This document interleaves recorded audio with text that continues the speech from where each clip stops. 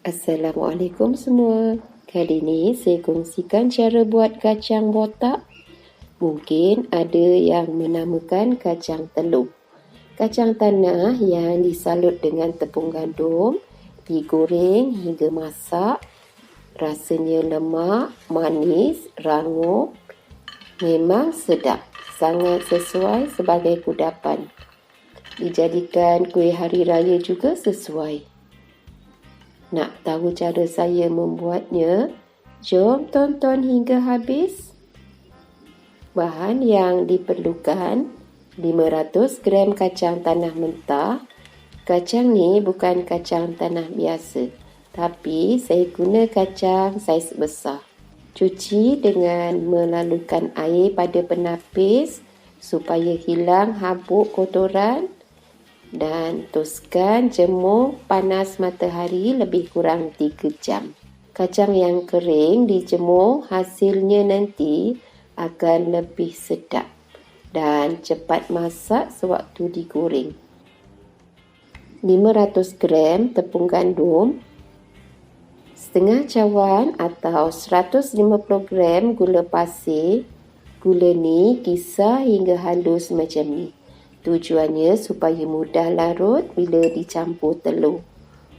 2 biji telur, 2 sudu besar margarin yang dicairkan dan 1/4 sudu teh garam halus. Sekarang masukkan telur ke dalam gula. Pukul hingga sebati atau gula larut. Bila gula dah larut, masuk garam dan mentega cair. Pukul lagi hingga sebati semuanya. Siap bahan adunan telur. Sekarang masukkan adunan telur dalam 2 sudu besar ke dalam kacang.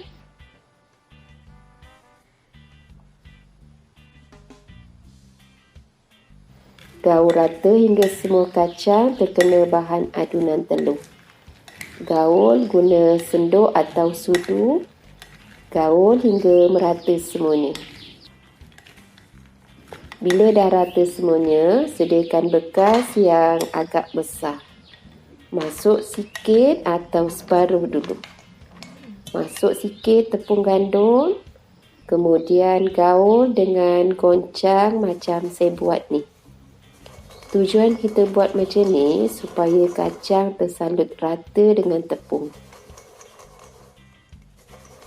Bila semua kacang rata tersalut tepung, gunakan penapis untuk asingkan kacang dengan tepung. Keluarkan kacang, alih pada bekas lain.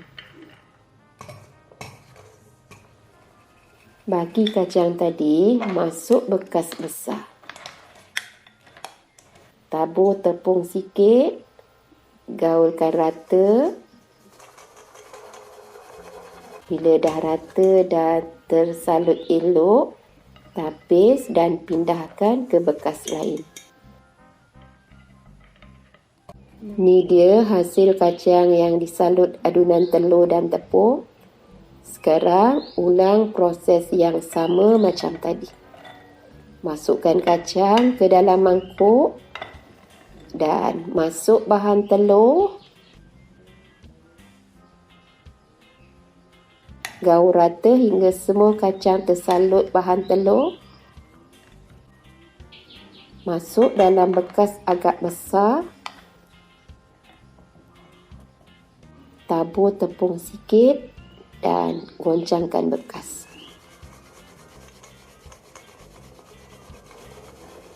Kalau ada kacang yang melekat satu sama lain, bolehlah leraikan guna tangan.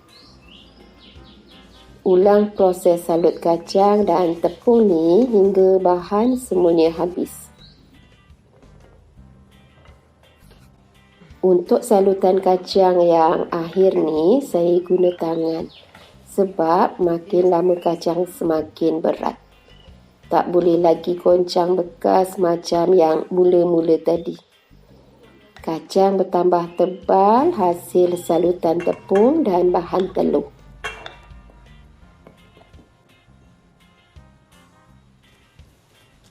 dah habis.